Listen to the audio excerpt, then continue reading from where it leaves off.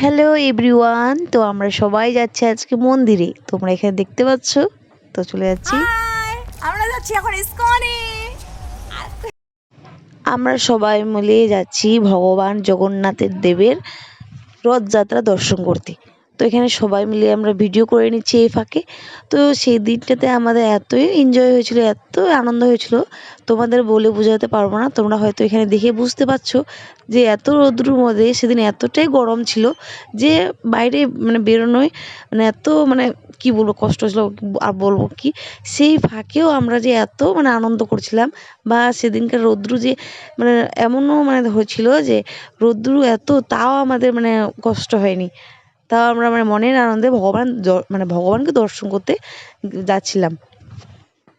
আমাদের বাড়ি থেকে যেহেতু অনেকটা দূরে পড়ে মন্দির, তাও আমাদের একটুও কষ্ট হয়নি হেঁটে যেতে এত রোদ্রুর মধ্যে। তাও এই তো তাহলে তোমরাই বলো এখানে যে আমাদের ভগবান আমাদের ভক্তবৃন্দদের কতটা কৃপা করতে পারে, যে ভক্তদের জন্য এতটাই ভালোবাসে ভক্তদের, যে ভগবান ভক্তদের জন্য সব কিছু করতে পারে।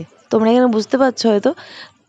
এর মধ্যে আমার পুচকুটা এত রৌদ্র ছিল, তাও চুপচাপ ভগবানের দর্শন করতে চুপচাপ চলে যাচ্ছিল।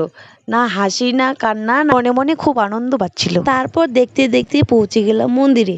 তোমরা এখানে দেখতে পাচ্ছ ভক্তদের ভিড়, এতটাই ভিড় ছিল যে আমরা যেতে পারিনি ভিতরে, বাইরে থেকে ভগবানের দর্শন করে নিলাম। তো দেখতে পাচ্ছ কি সুন্দর ভগবানের দর্শন হচ্ছে আমাদের। আর এতটাই ভক্তদের ভিড় ছিল যে আমরা ভিতর থেকে কিছুই দেখতে পাইনি। বাইরে থেকে আমরা দূর থেকেই আমরা ভগবানের দর্শন করছিলাম বারবার। তো এখানে তোমরা স্পষ্ট বুঝতে পারছো। তাহলে এবার তোমরাও দর্শন করো, একবার প্রেম সে বলো জয় জগন্নাথ।